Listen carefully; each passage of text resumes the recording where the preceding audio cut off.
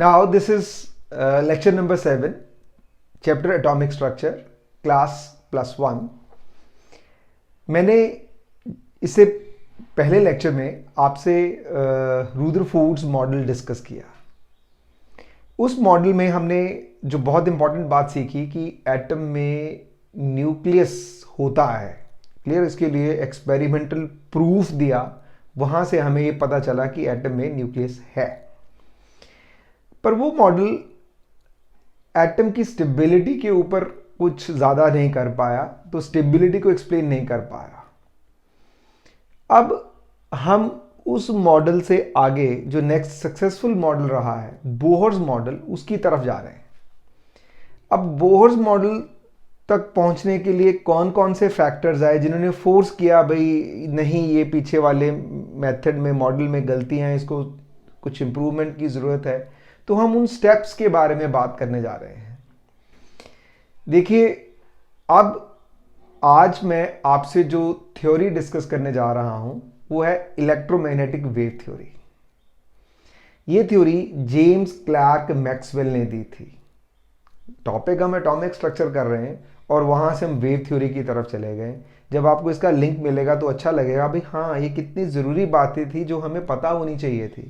तो मेरा आज का टॉपिक है wave nature. I repeat, wave nature of electromagnetic radiations और electromagnetic wave theory given by James Clark Maxwell in 1864. अब शब्द भारी भारी भारी भरकम शब्द है. पहली बात wave nature, second electromagnetic radiations. तो ये धीरे धीरे आपको हम फोर्स करेंगे कि जब हम सब्जेक्ट पढ़ते हैं तो किन किन बातों पे ध्यान देना जरूरी है. राइट. चलिए पहले सीधी सीधी बात करते हैं. जेम्स क्लार्क मैक्सवेल ने ये कहा कि जो एनर्जी है that is emitted in the form of radiations. Okay? Energy is emitted in the form of radiation का मतलब sun है. Sun is a source of energy. Energy is coming to us. That is coming in the form of radiations. अगर हम किसी metal rod को heat करते हैं तो हीट करने से वो एनर्जी एमिट करता है. That energy is coming in the form of radiations. घर में बल्ब ऑन करते हैं, स्विच ऑन करते हैं, फिलामेंट गर्म होता है तो लाइट एमिट होती है. ट्यूब है. राइट. तो I want to say that form of energy, energy जो है that is coming to us in the form of radiations. Clear. तो ये जो रेडिएशंस हैं ये इलेक्ट्रोमैग्नेटिक इन नेचर होती है. According to James Clark Maxwell, energy is emitted continuously. अब शब्द यहां इंपॉर्टेंट है, कंटिन्यूअसली. कंटिन्यूअस शब्द हम वेव्स के लिए यूज करते हैं. तो ये कहना चाहते हैं कि जो एनर्जी आ रही है वो वेव की फॉर्म में आ रही है. So energy is coming to us continuously in the form of radiations and these radiations are electromagnetic in nature. And by electromagnetic in nature means they have electric and magnetic components.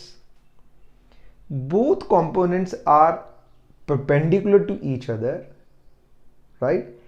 And that is perpendicular to the direction of propagation. Now you can see from here, I have tried my best to show you that feature to get an idea about that. एक wave, see this is the form of wave. Wave basically क्या है? एक disturbance है. Right? Wave is simply a disturbance. Spread out है. Okay? जब आप पत्थर तालाब में फेंकते हैं तो रिपल्स बनते हैं, तो हम कहते हैं ना ये वेव जनरेट हुआ. So wave is a disturbance. Okay. And wave is not localized. तो बेसिकली यहाँ हमें दो बातों का ध्यान रखना है, एक वेव और एक पार्टिकल। जैसे ये मार्कर है, anything which occupies space, right, is particle, it is localised, right. अब एक और ऐसा मार्कर साथ में रख लूँ मैं, ओके, तो इसकी पोजीशन अपनी फिक्स्ड है, इसकी अपनी फिक्स्ड है, तो एक ही पोजीशन पे दो पार्टिकल नहीं आ सकते। जबकि वेव डीलोकलाइज्ड है, एक ही पॉइंट पे एक से ज़्यादा वेव्स आ सकती हैं, उसको हम सुपर इम्पोजिशन ऑफ वेव कहते हैं, राइट।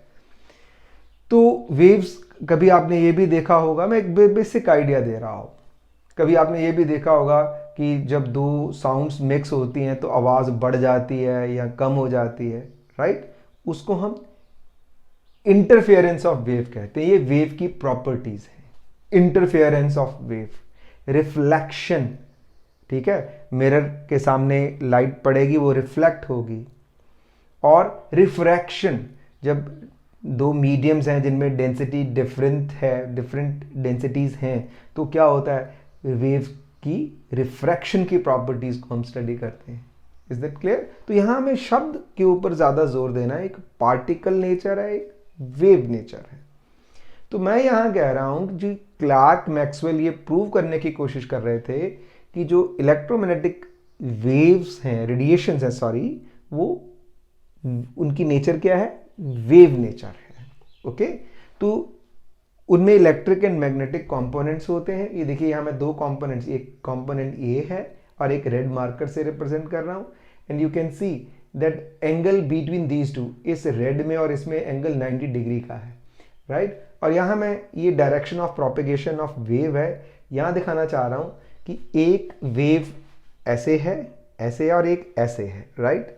तो बोथ आर परपेंडिकुलर, इसका भी इस डायरेक्शन के साथ एंगल 90 डिग्री है, इस ब्लैक का भी 90 डिग्री है, both are perpendicular to the direction of propagation. So according to this theory, अब वापस थ्योरी में आते हैं, that energy is emitted from metal rod और filament in the form of radiation, and that radiation, that energy is emitted continuously in the form of electromagnetic waves. Second point, these electromagnetic waves travel with the velocity of light, okay.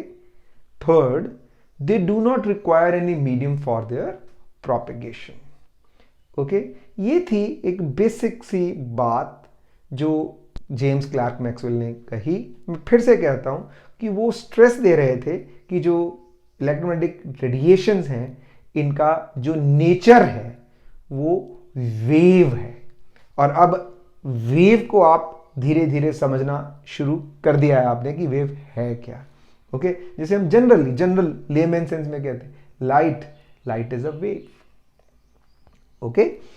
अब इस wave nature के लिए कुछ terminology साथ में attached है, वो हमें समझ में आनी चाहिए। जब हम वेव की बात करते हैं तो हमें क्या पता होना चाहिए? पहली टर्म है wavelength, right. We generally represent wave like this.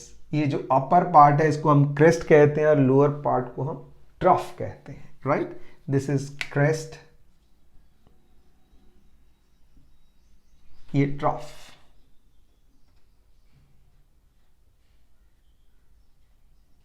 Right.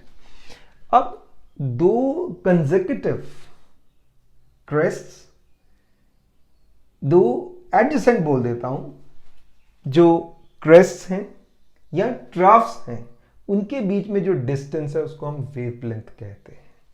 So this is wavelength, this is wavelength. क्योंकि ये लेंथ ऑफ वेव है इसीलिए ये इसके units metres, picometres, nanometres, right. जैसे 1 angstrom 10⁻10 metre, nanometre 10⁻9 metre, picometre 10⁻12 metre. मैंने यहां लिख दिया, आप नोट कर सकते हैं। So length of a wave means distance between two adjacent crests or troughs is known as wavelength. Second is frequency, which is represented by this symbol known as nu. Right, और इसका unit hertz है. So what is frequency? Number of waves or wavelengths passing through a point in 1 second is known as frequency. So जैसे हम इसको explain करने के लिए, सी ये एक वेव है, ओके, और एक ये wave,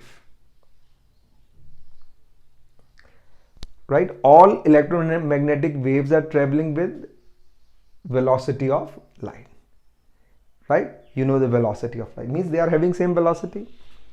Now this is its wavelength, ये इसकी wavelength है, पर दोनों ट्रेवल सेम स्पीड से कर रही हैं. तो एक पॉइंट से कितनी वेवलेंथ पास करती हैं उसको हम फ्रीक्वेंसी कहते हैं. इसके यूनिट्स हर्ट्ज और साइकिल्स पर सेकेंड हो जाता है. ठीक है, दिस इज हर्ट्ज, साइकिल्स पर सेकेंड और सेकेंड इनवर्स. अब आप यहां से देख सकते हैं स्पीड सेम है, राइट. डिस्टेंस ट्रेवल्ड पर सेकेंड, इसको डिस्टेंस सेम ट्रेवल करना है पर सेकेंड.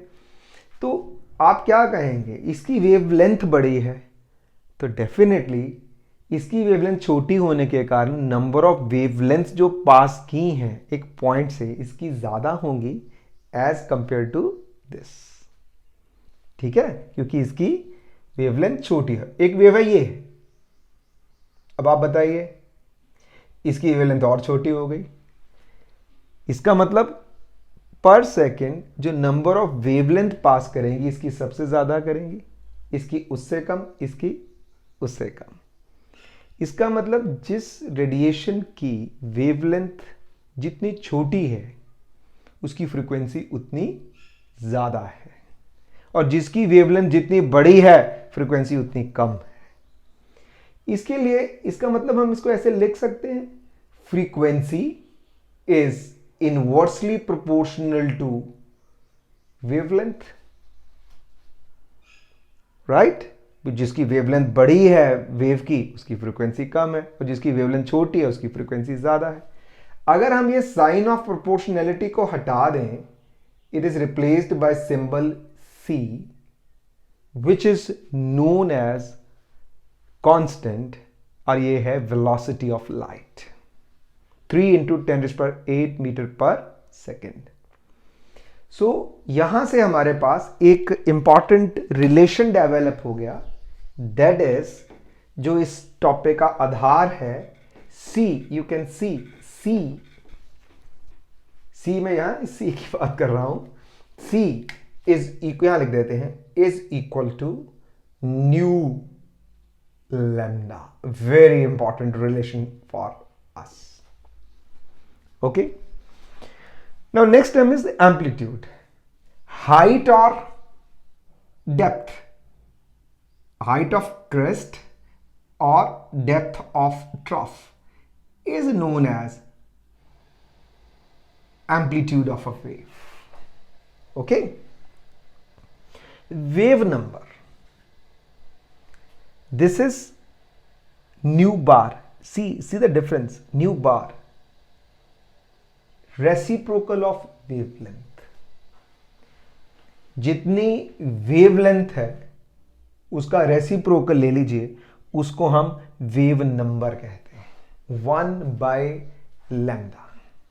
ठीक है, आप वेवलेंथ समझते हैं भाई, एक वेव लेंथ है आपके पास, उसकी आपको लेंथ पता है, तो इसका मतलब 1 सेंटीमीटर में कितनी वेवलेंथ आ रही है, that is wave number. Reciprocal of wavelength is wave number. Centimetre inverse, metre inverse इसके यूनिट्स हो जाएंगे. Then period, this is reciprocal of frequency. Frequency क्या थी, कितनी वेव्स और वेवलेंथ पास कर रही थी एक पॉइंट में से इन 1 सेकेंड, इज फ्रीक्वेंसी. तो अगर 1 सेकेंड में एक पॉइंट से 100 वेव्स पास कर रही हैं, वेवलेंथ पास कर रही हैं, वो उसकी फ्रीक्वेंसी हो गई. तो एक वेवलेंथ को पास करने के लिए कितना टाइम लगा. Okay, time taken by a wavelength to pass through a point is known as period. Is that clear? So these are simple terms, and what we want to conclude that C is equal to nu lambda, and two normal things which are generally used in this theory are wave number and time period. 1 by lambda and 1 by nu. This is represented by tau, right? This is represented by symbol C, the symbol tau. Tau. So now we know what is electromagnetic wave theory. This is proving its electric and this is showing its electric and magnetic components of a wave. Then my next topic is electromagnetic spectrum.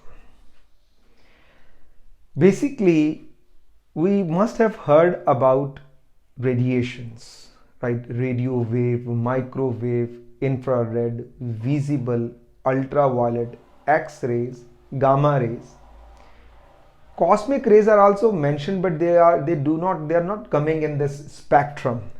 Make sure this is not the part of electromagnetic spectrum. It is, though it is written, okay, they do not represent electromagnetic waves.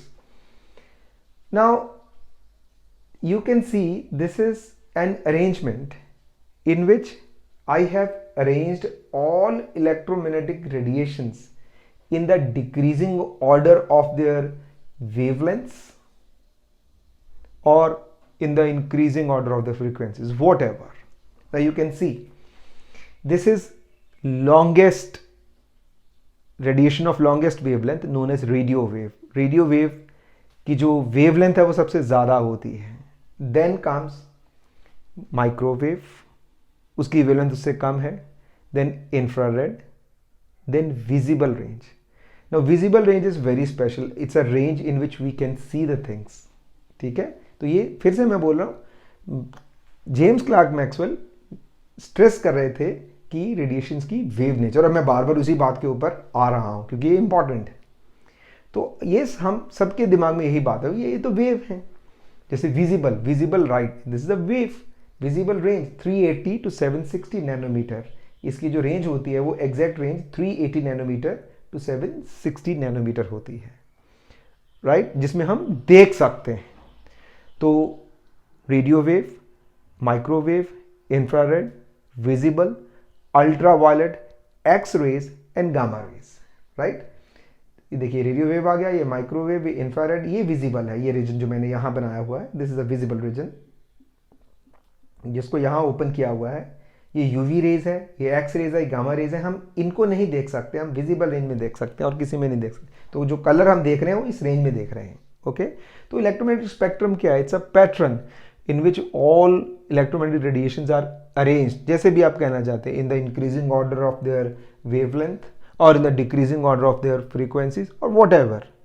ठीक है, decreasing order of wavelength होगा तो increasing order of frequency हो जाएगा. जैसा आप इसको समझना चाहें आप समझ सकते हैं. तो ये इलेक्ट्रोमैग्नेटिक रेडिएशन के लिए जो अब फार्मूला एक ही यूज हो रहा है वो क्या है? C is equal to nu lambda.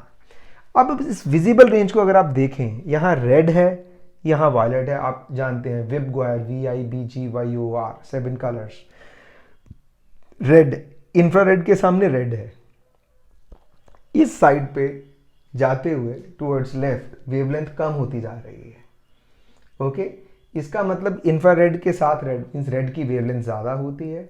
We violet के बाद अल्ट्रा वायलेट आता है तो वायलेट की वेवलेंथ कम होती है, 380 नैनोमीटर की रेंज में होती है. रेड जो है वो 760 नैनोमीटर की रेंज में होती है. सी आई हैव मेंशन्ड हियर. तो ये छोटी छोटी बातें जो हमें ध्यान से देखनी है. एंड फॉर योर इंफॉर्मेशन, इस साइड पे जाते हुए टुवर्ड्स लेफ्ट जाते हुए वेवलेंथ डिक्रीज कर रही है, और क्योंकि अभी मैंने आपको प्रूव किया frequency inversely proportional to wavelength होती है, तो जिसकी वेवलेंथ ज़्यादा है उसकी फ्रीक्वेंसी कम है. तो लॉन्गेस्ट वेवलेंथ कौन है? रेडियो वेव्स हैं. ठीक है, इसमें मैंने इसको स्प्लिट किया हुआ है EM एंड FM में. ठीक है, ये आप नाम सुनते हैं, रेडियो सुनते हैं तो फ्रीक्वेंसी मॉड्यूलेशन और एम्पलीट्यूड मॉड्यूलेशन की बात करते हैं. That is a part of radio waves. Fine. तो ये था हमारा इलेक्ट्रोमैग्नेटिक स्पेक्ट्रम. अब आगे जिस लाइन पे हम स्ट्रेस देते आ रहे थे, वेव वेव वेव क्या है, क्या मतलब है, क्यों हम ज़्यादा स्ट्रेस वेव पे दे रहे थे, तो ये मैं अपने कमिंग लेक्चर्स में आपको बताऊंगा कि क्या प्रॉब्लम रही है वेव के साथ. तो अगले लेक्चर में मैं आपसे पहले इस टॉपिक के कुछ न्यूमेरिकल्स शेयर करूंगा सो दैट हम इसके ऊपर अपनी ग्रिप बना लें। देन आई विल डिस्कस उससे जो अगला लेक्चर होगा, limitations of electromagnetic wave theory of radiations. इसकी लिमिटेशंस क्या रही हैं जिसने हमारे लिए रास्ता खोला बोहर्स मॉडल का। So please keep watching, keep enjoying, keep subscribing my lectures. और एक बार सुनना, इसको मतलब ऐसे नहीं होना चाहिए एक बार सुन लिया तो खत्म, no, keep on watching, right.